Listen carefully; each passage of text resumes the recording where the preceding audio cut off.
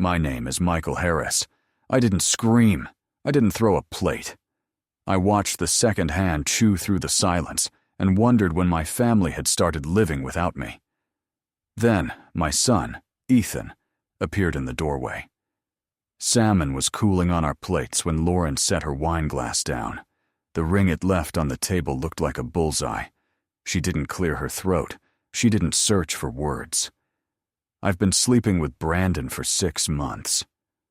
The clock on the wall sounded louder than it should have. I didn't flip the table. I took 3 breaths, like my father taught me when the engine wouldn't turn over in winter. Slow, even. Don't flood it. Lauren watched me like a judge waiting for a guilty plea. I needed someone who was present, she said. My fork touched the china, and the sound echoed through the room. 17 years of calendars, shared commutes, and mortgages condensed into that sound. Instead, I set my fork down and said in an even tone, "Thank you for telling me." Those words surprised us both. Her eyes flashed, expecting a storm. The storm didn't come. Silence did. And it was worse. Ethan stood in the doorway, as if he'd been there the whole time. 19, taller than me now, his jaw tight, arms crossed. Everything about him said he'd rehearsed this speech. "She's not lying, Dad. You're never here. You're always working. You check out." I remembered the football game I'd missed because of a job site flood. The anniversary dinner I'd rescheduled for a concrete pour that couldn't wait.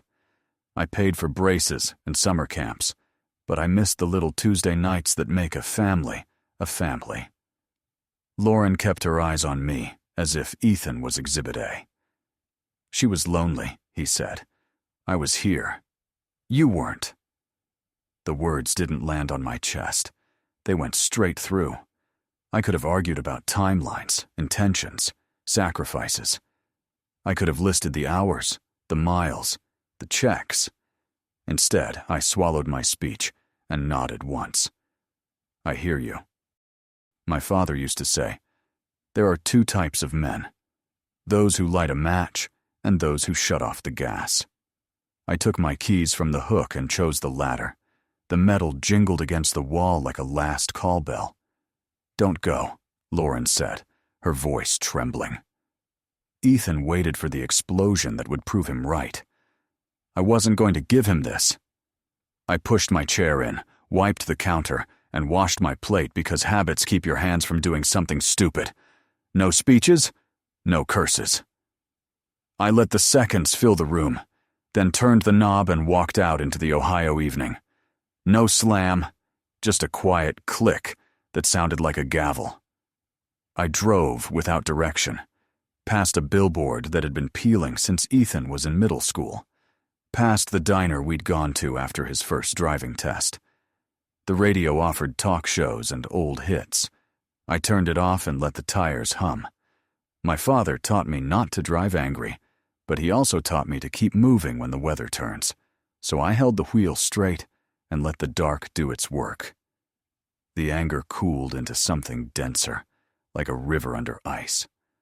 By midnight, I was among trees so thick they swallow cell service whole. The porch of the lake cabin sagged the same way it had when my dad and I replaced the steps, and decided good enough was fine. He left it to me when he died, the only place in the world without meetings, neighbors, or HOA letters. The lock resisted, then gave in. It smelled of cedar and old coffee. Out of habit, I flicked the light switch. Nothing. The power had been shut off months ago. I found a flashlight in the drawer where it always was, next to a dull pocket knife and a deck of cards missing the Queen of Hearts. My phone screen lit up like it was waiting for drama. Missed calls, strings of messages, names that meant something different an hour ago. Lauren, unknown numbers, Ethan's name. I watched until the previews stopped making sense. "Talk to me, please, right now." I thought of the last time I'd gone 24 hours without my phone, probably in 2009, when a tower went down in a storm, and we lit candles and told stories by the gas stove. We slept better that night than we had in months. I scrolled the settings and did something I hadn't done in years. Power off. The screen dimmed, then went black and honest. I put the phone in the drawer with the flashlight and the card deck and closed it. The silence rushed in like a tide. 17 years gives you mixed baggage. Our first apartment with the dent in the fridge and the second-hand couch.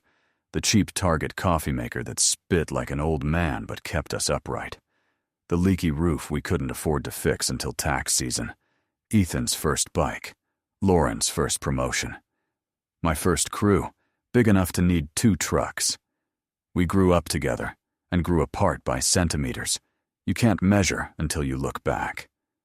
I opened a can of soup and listened to it pop. Simple food helps when everything else is complicated.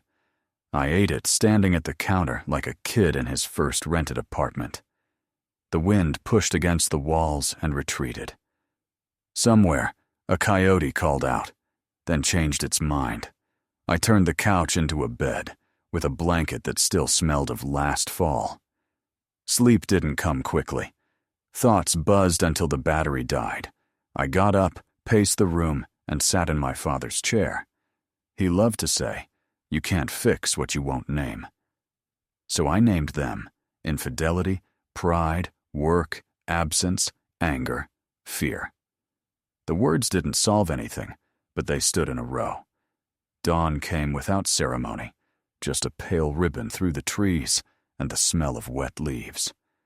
I heated water again and poured it over coffee like I was baptizing the day. My hands were steady. That was important.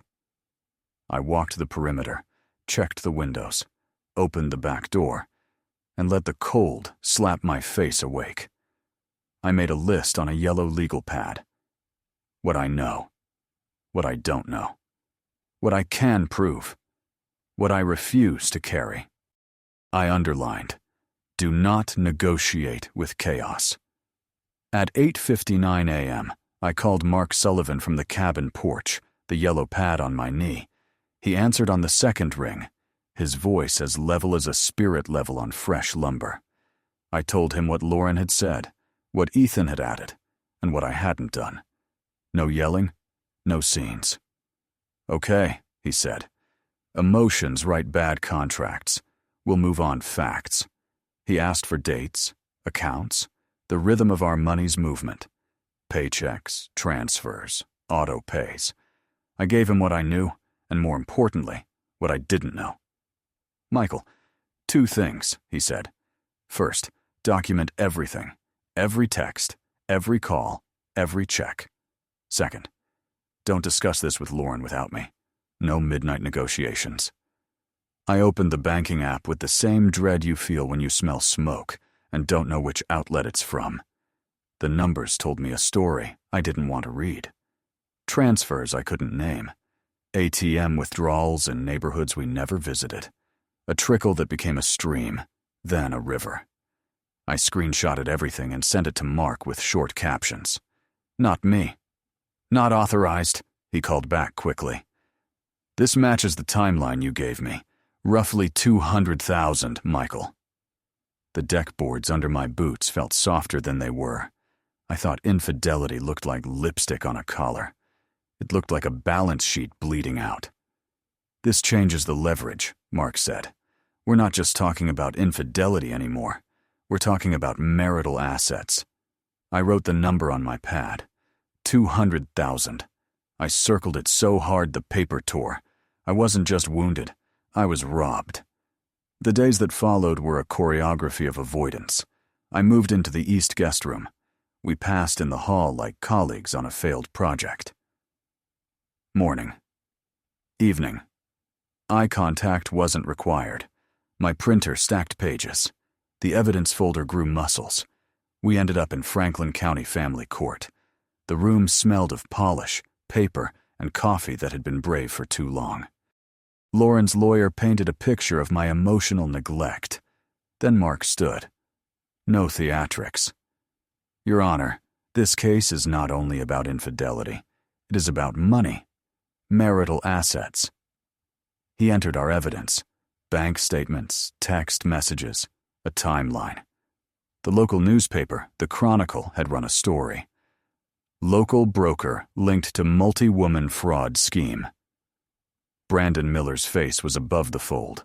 Fake projects, wire transfers, promises of guaranteed returns.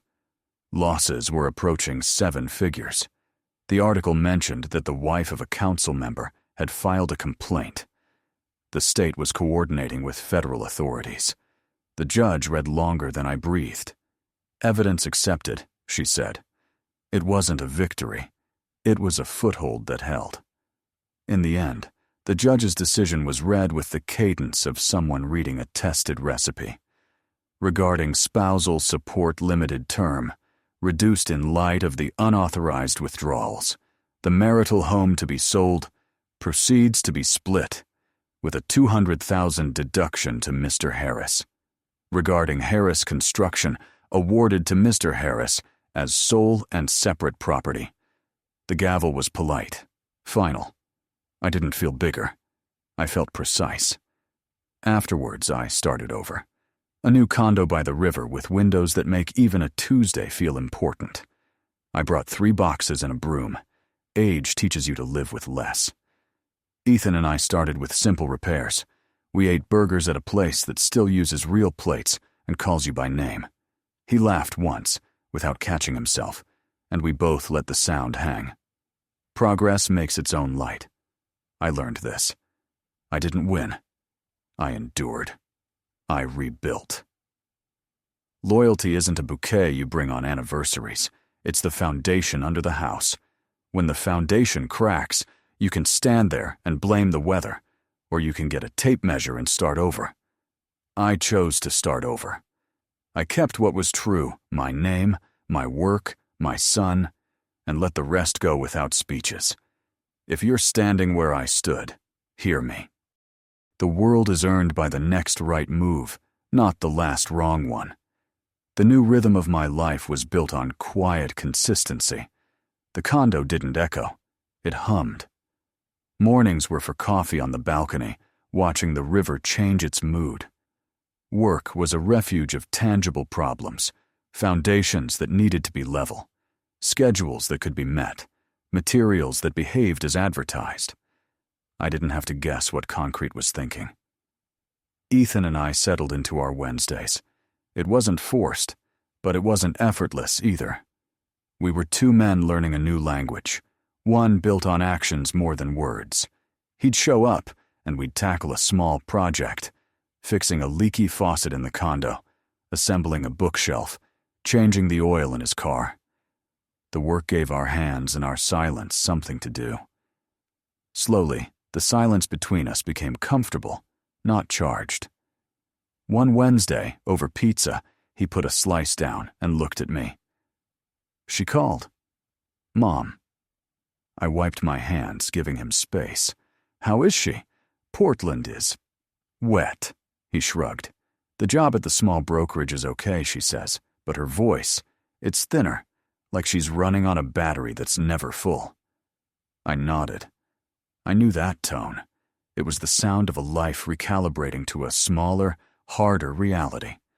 The social invitations in a new city wouldn't be plentiful for a woman her age, arriving with a shadow trailing her. The money from the house sale, after my deduction and her legal fees, wasn't a fortune. It was a runway, and it was getting shorter.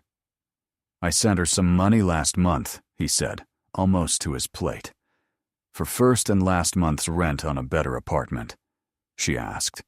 You're a good son, Ethan, I said. And I meant it.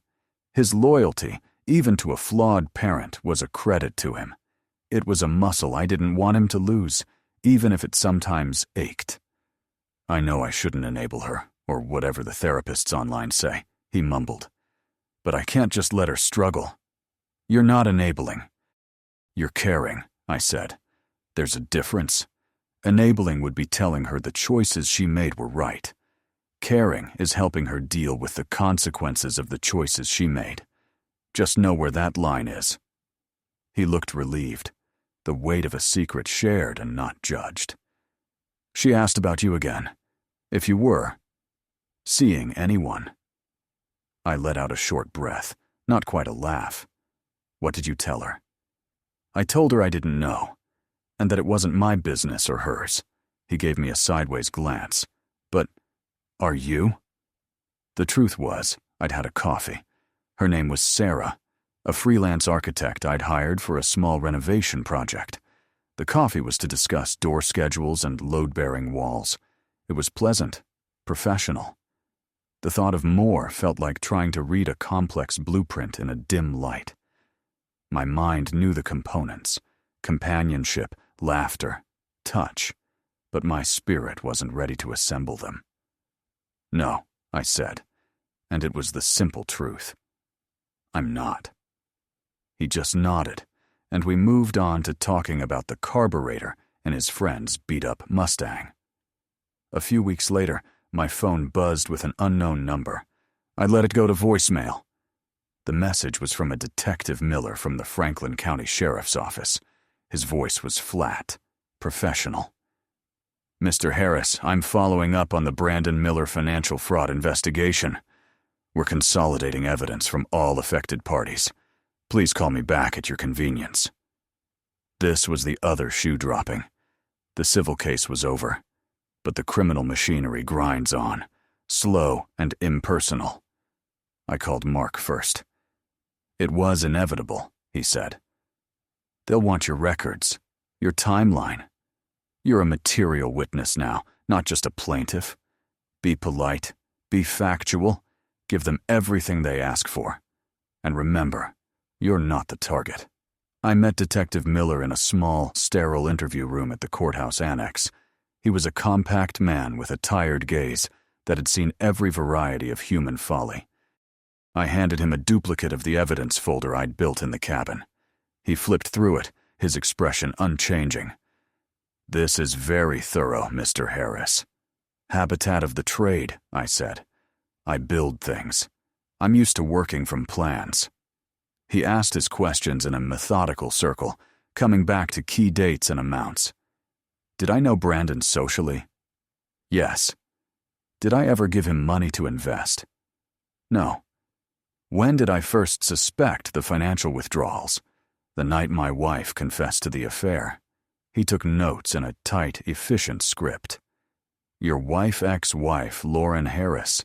She's been interviewed. Her story is evolving, he said, closing his notebook. She's claiming now that she was a victim of coercion, that Mr. Miller manipulated her emotionally to gain access to your joint funds. I didn't react. I'd expected this. The narrative was shifting from a bad choice to a victim's plea.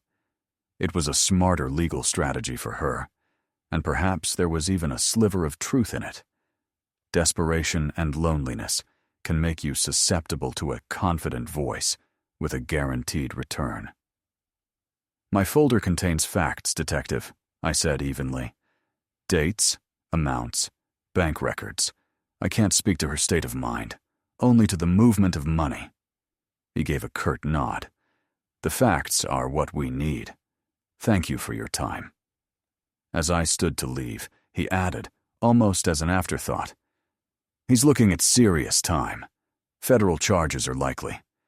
Your evidence here, he tapped the folder, is a significant brick in that wall. I walked out of the courthouse into the bland afternoon light. There was no satisfaction in it. Putting Brandon in a cage wouldn't bring the money back. It wouldn't unbreak my marriage. It was just the system doing its job, a clinical response to a hot-blooded mess. That evening, I was on my balcony when my phone lit up with a Portland area code. It was Lauren. I watched it ring, my hand steady on the railing. I didn't pick up. She didn't leave a message. The call and the detective's news hung in the air for a few days. Then, on a Saturday, Ethan came over looking grim. She's coming back, he said without preamble. Just for a few days. Next week. I poured him a coffee. Why? The detective there talked to the detectives here. They want to interview her again, in person. And she says she needs to get the rest of her things from storage. She can't afford the unit anymore. I sipped my coffee.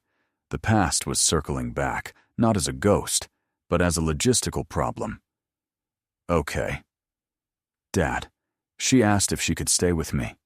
He looked pained. My apartment is a shoebox. I have a roommate. I said no. You did the right thing. It wouldn't be healthy for either of you. I know. But then she asked if I would ask you if she could stay here, just for a night or two, while she deals with the police and the storage unit. The request was so audacious it was almost impressive. The sheer, breathtaking lack of boundaries. I looked out at the river, at the steady, unchanging flow of it. No, I said, my voice calm. That is not an option. Ethan sagged with relief. Thank you. I told her it was a long shot, but she made me ask. You don't have to be her messenger, son. You can tell her to call me directly if she has a request. But the answer will be the same. He stayed for dinner that night, and the tension slowly bled out of him. We didn't talk about Lauren again. We talked about the Buckeyes' chances this season and the new project I was bidding on. A week later, I knew she was in town. I could feel it, a slight pressure change in the atmosphere of my own life. I kept to my routines, work, home, the gym. I didn't alter my course. Then, on a Thursday, I saw her. I was leaving a hardware store, a bag of new drill bits in my hand, when I saw her getting out of a taxi in front of a budget hotel downtown. She looked older. It wasn't just the years, it was the erosion. Her shoulders were rounded, her hair was a different color, cheaper. She was pulling a small wheeled suitcase, the kind you take when you're not sure where you're going next. Our eyes met across the sidewalk. There was a flash of something in hers. Surprise, shame, a flicker of the old defiance. She straightened up slightly, trying to reassemble the woman she used to be. I didn't approach. I didn't turn away. I simply acknowledged her with a slow, neutral nod. It was the same nod I'd given a difficult subcontractor after a dispute was settled. It said, "I see you. The business between us is concluded." She held my gaze for a second longer, then her chin dropped. She turned and walked into the hotel, the wheels of her suitcase clattering over the pavement seams. I got into my truck, placed the bag of drill bits on the passenger seat, and started the engine. The past was a closed file. My life was here, in this cab, with the tools of my trade and the quiet road ahead. I pulled out into the traffic and drove home, not looking back.